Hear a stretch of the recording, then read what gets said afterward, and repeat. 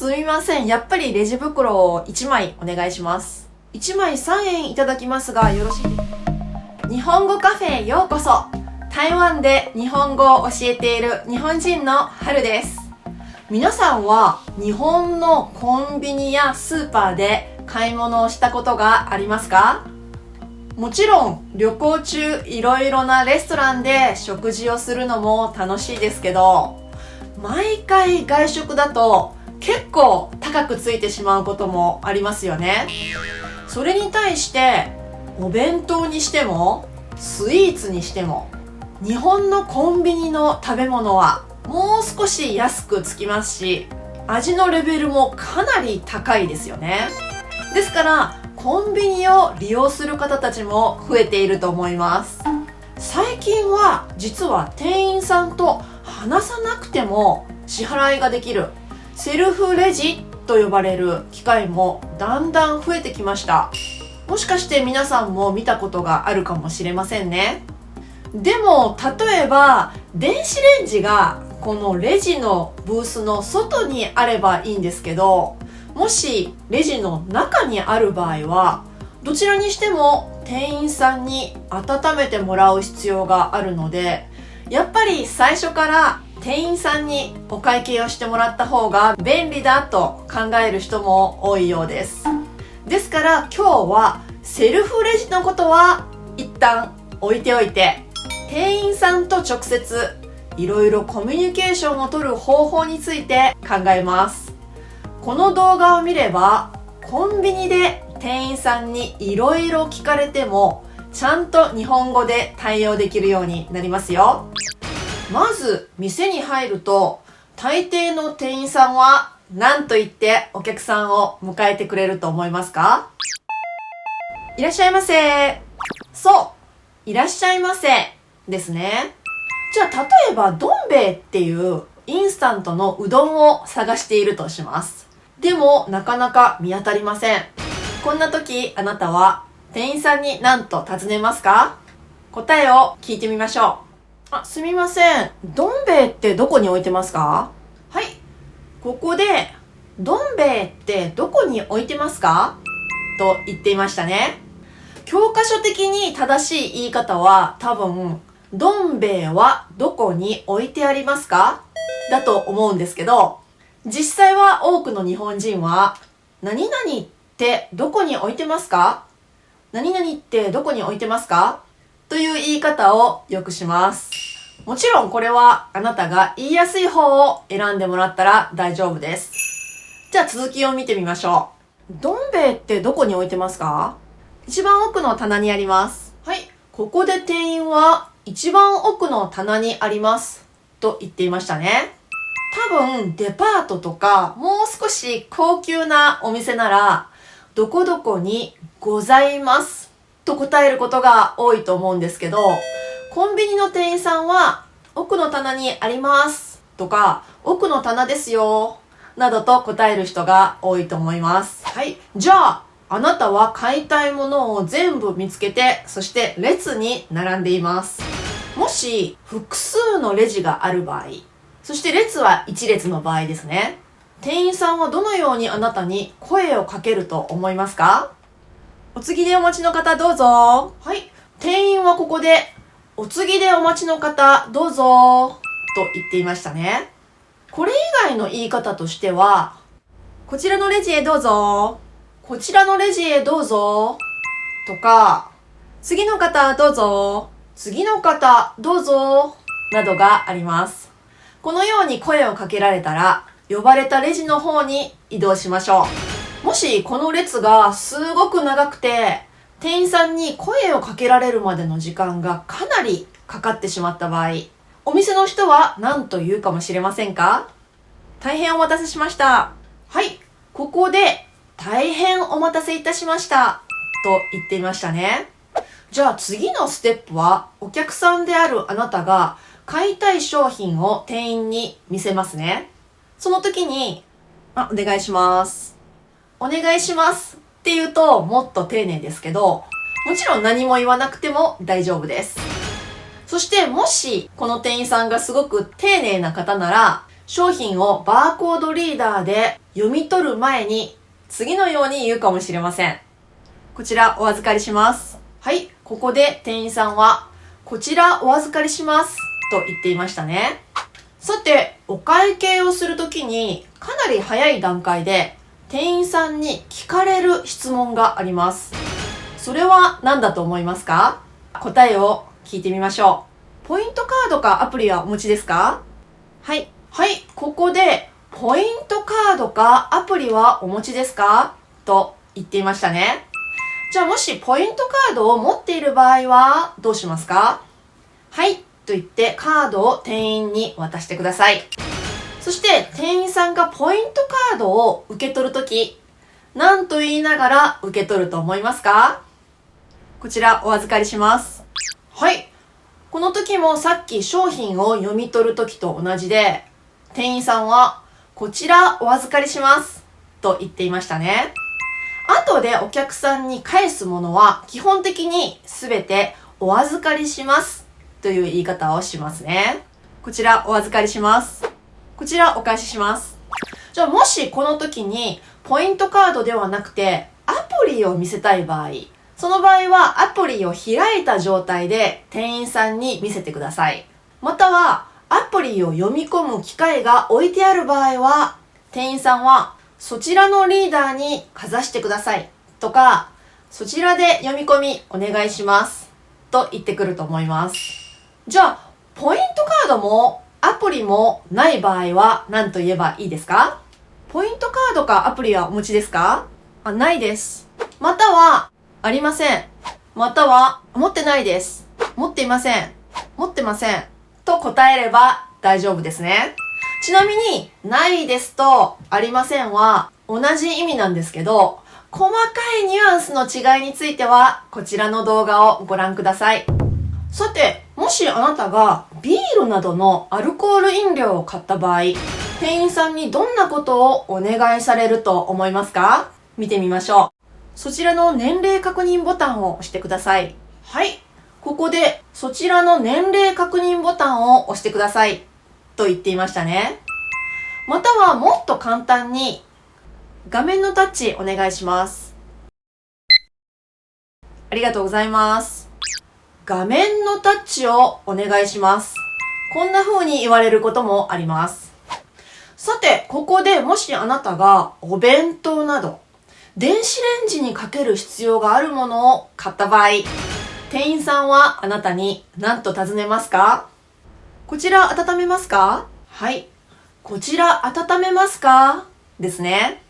もし温めてほしい場合は、こちら温めますか？はい、お願いします。少々お待ちください。このように、はい、お願いします。ということができます。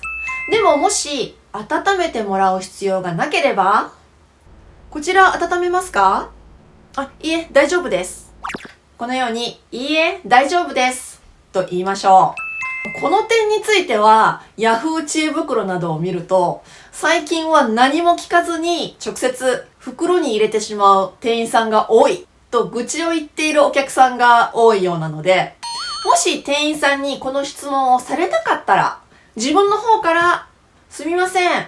これ、温めてもらえますか？これ、温めてもらえますか？とお願いしましょう。じゃあ、お弁当を買った場合、もう一つよく聞かれる質問は何だと思いますか？答えを見てみましょう。お箸はご利用になりますか？はい。ここで、お箸はご利用になりますか？と言っていましたね。これ以外に、お箸はご利用ですか？とか、お箸はご入り用ですか？とか、お箸はお使いになりますか？とか、お箸はお使いですか？とか、お箸はお付けしますか？とか、お箸はお付けしましょうか？など、いろいろなバリエーションがあります。もしお箸が必要なら、はい、お願いします。このように、はい、お願いします。と答えて、逆に必要なければ、いいえ、大丈夫です。このように、いいえ、大丈夫です。または、いえ、いらないです。いらないです。と答えることができます。お箸が必要な場合、店員さんはさらにこう聞いてくると思います。何膳お付けしますか？はい、ここで店員さんは何膳お付けしますかと言っていましたね。もしかするとこういう言い方じゃなくて、1膳でよろしいですかと聞いてくるかもしれません。ですから、じゃあ2膳お願いします。かしこまりました。こんな風に2膳お願いしますと答えれば大丈夫です。お箸っていうのは1膳2膳と数えますが、1人分2人分という言い方をする人も多いです。もし1膳2膳っていう言い方が難しければ、1つ2つや1個2個でも代用できることはできるんですけど、お箸は2本で1セットなので、できれば1膳2膳の方がいいですね。もちろん、もしスプーンとかフォークなら1本2本でもいいし、1つ2つでもいいし、1個2個と数えても大丈夫です。ちなみに1つ2つという言い方と1個2個の使い分けについてはこちらの動画をご覧ください。他にはこれですね。これがいくつ必要かと聞いてくる場合もあります。これは日本語で何と言いますか？おしぼりはご利用になりますか？ウェットティッシュはご利用になりますか？じゃあ2つお願いします。これはおしぼりと言ったり、ウェットティッシュと言ったりします。覚えておいてください。ところで皆さんは買い物に行くときに持ち歩くこういう袋のことを日本語で何というか知っていますか？これはエコバッグとかマイバッグと呼ばれています。でもスーパーとかコンビニでもらうこのような袋のことを何というか知っていますか？じゃあ答えを聞いてみましょう。レジ袋はご利用になりますか？はい。ここでレジ袋と言っていましたね。これもレジ袋はご利用ですか？レジ袋はご利用ですか？レジ袋はお使いになりますか？などなどいろいろな言い方があります。もし必要な場合は、はい、お願いします。いらない場合は、いいえ、大丈夫です。とか、いいえ、いらないです。と答えてください。ちなみにこの袋のことを聞かない店員さんもいるようです。こういう場合は自分から言わないとくれないので、ぜひ自分の方からすいません、袋もらえますかと言った方がいいですね。ところで、このようなレジ袋はタダではありません。ですから、お店の人がこんな風に言ってくることもあります。1枚3円いただきますがよろしいですか？はい。このように1枚3円いただきますがよろしいですか？とか、1枚3円かかりますがよろしいですか？と言ってくる場合があります。OK なら、はい、大丈夫です。と答えてください。だいたい今日本のレジ袋には3円から5円の料金がかかります。そしてもしかするとさらに店員さんはこんな風に聞いてくるかもしれません。サイズは小でよろしいですか？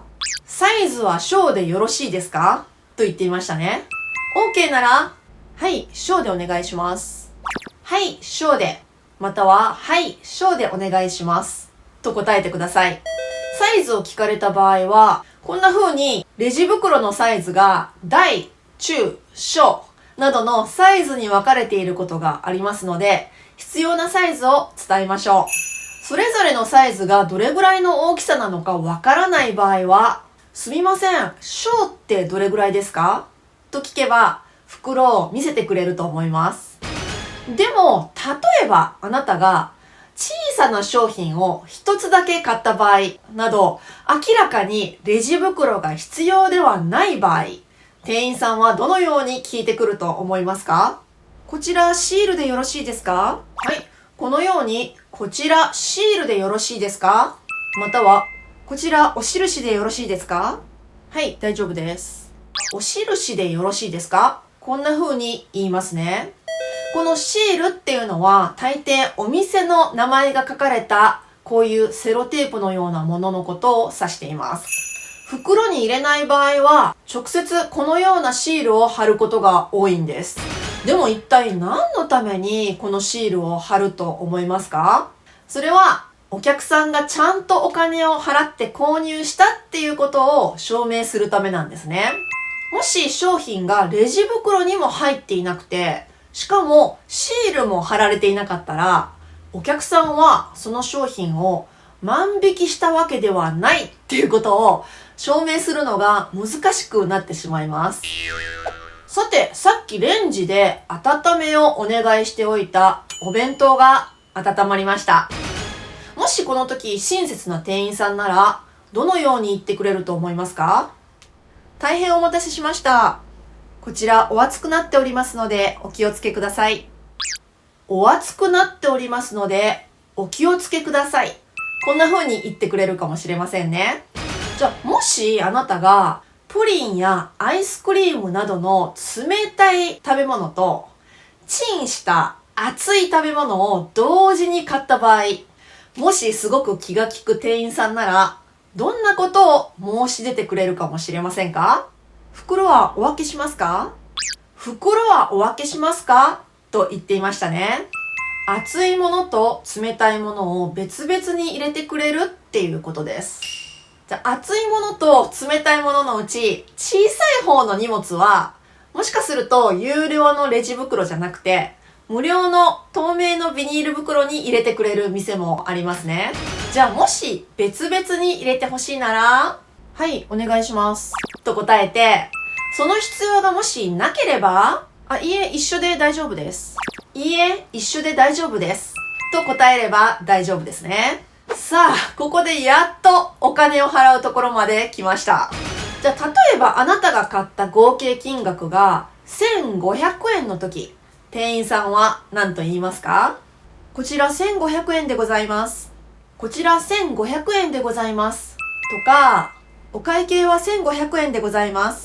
お会計は1500円でございます。という場合もあります。時々1500円になります。この何々になりますっていう言い方も実際には本当によく聞きますけど、本来は間違いのはずなんですね。でも実際にはかなり広く使われています。言葉っていうのは生き物で時代とともに変わっていくものだと思いますので、もしある言い方がすごく広く使われているなら、もうそれは間違いではないと言えると思います。ところで、店によって商品の数を1点、2点、3点という数え方をすることもあります。それで、例えば3つの商品の合計が1500円の時、こちら3点で1500円になります。このように、こちら3点で1500円になります。という言い方もよく聞きますね。もしこの時、すぐに現金を出さなかったら、もしかすると店員さんにある質問をされるかもしれません。どんな質問ですか？お支払いはどうなさいますか？お支払いはどうされますか？はい。ここでお支払い方法はどうされますか？とか、または、ただ、お支払いはと言われるかもしれません。この場合、もし現金なら、じゃあ現金で。カードなら、カードで。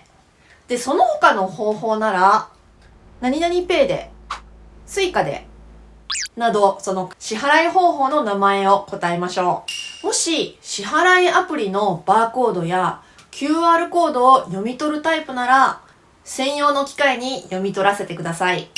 その場合、じゃあアプリの読み取りお願いします。こんな風に、アプリの読み取りお願いします。と言われるかもしれませんね。または、スイカなど各種カードを使う場合は、カードをこちらにかざしてください。こんな風に、カードをこちらにかざしてください。とか、カードをこちらに載せてください。カードをこちらに載せてください。などと言われるかもしれませんので、とにかく店員さんの指示の通りにしてください。じゃあ、今から話すのは、あなたが店員さんに現金を渡した場合の言い方です。もし、請求金額が1500円で、あなたが差し出した金額も1500円なら、店員は何と言いますか？はい、1500円ちょうど頂戴します。1500円ちょうど頂戴します。または、はい、1500円ちょうどいただきます。と言いますね。時々、1500円ちょうどお預かりします。と言っている店員さんがいますけど、これは間違いです。なぜかというと、店員さんは何も返すお釣りがないからですよね。お釣りがない場合は、お預かりしますではなくて、頂戴しますとか、いただきますというのが正しいです。でももしあなたが請求金額より多い金額を差し出したならどうなるでしょうか？例えば2000円払った場合はどうですか？この場合は、はい、2000円お預かりします。このように2000円お預かりします。こんな風に返すお釣りがある場合はお預かりしますを使います。そしてお客様にお釣りを渡すときには何と言いますか？500円のお返しです。お確かめください。と言いますね。もちろんお釣りという言い方も正しいんですけど、お返しと言った方が丁寧に聞こえますので、店員さんは普通お返しの方を使います。同じくコインのことですね。お客さんは小銭っていう言い方をするかもしれませんけど、店員さんは細かいお金とか細かい方ということが多いです。じゃあ最後にもしかしたら店員さんがこれのことについて聞いてくるかもしれません。日本では台湾と違ってこれを残しておいたら後で賞金が当たるかもしれないというシステムはありませんので、これをもらわない人も多いんですね。レシートご入り用ですか？はい、こんな風にレシートご入り用ですか？とかレシートご利用ですか？などと聞いてくるかもしれません。もしレシートが欲しい場合は、はい、お願いします。いらない場合は、いいえ、大丈夫です。とか、いいえ、いらないです。などと答えることもできますし、そもそも店員さんにレシートがいるかどうか聞かれる前に、先に、レシートはいらないです。と言っておくこともできますね。そして最後に、ありがとうございました。こんな風に、ありがとうございました。と挨拶してくれる店員さんも多いですね。ただ、コンビニによって接客マニュアルが違っていて、ありがとうございましたと過去形を使わないようにと指導しているコンビニもあるんです。ありがとうございます。それがどうしてかっていう話はこちらの動画を参考にしてくださいね。最後にここまで出てきた会話の大体の流れをもう一度通して見てみましょう。いらっしゃいませ。すみません。どん兵衛ってどこに置いてますか？一番奥の棚にあります。お次でお待ちの方どうぞ。大変お待たせしました。お願いします。こちらお預かりします。ポイントカードかアプリはお持ちですか？はい。ではこちらお預かりします。こちらお返しいたします。そちらの年齢確認ボタンを押してください。ありがとうございます。こちら温めますか？はい、お願いします。少々お待ちください。お箸はご利用になりますか？はい、お願いします。何膳お付けしますか？じゃあ2膳お願いします。かしこまりました。おしぼりはご利用になりますか？じゃあ2つお願いします。レジ袋はご利用になりますか？いいえ、大丈夫です。かしこまりました。すみません。やっぱりレジ袋を1枚お願いします。1枚3円いただきますがよろしいですか？はい、大丈夫です。サイズは小でよろしいですか？はい、小で。大変お待たせしました。こちらお熱くなっておりますのでお気をつけください。袋はお分けしますか？いいえ、一緒で大丈夫です。こちら3点で1500円になります。お支払いはどうなさいますか？じゃあ現金で。はい、1500円ちょうど頂戴します。レシートご入り用ですか？いいえ、大丈夫です。ありがとうございました。はい、わかりましたか？もし今回の動画が参考になったなら、いいねを押してくださると励みになります。ではまた日本語カフェで会いましょう。はるでした。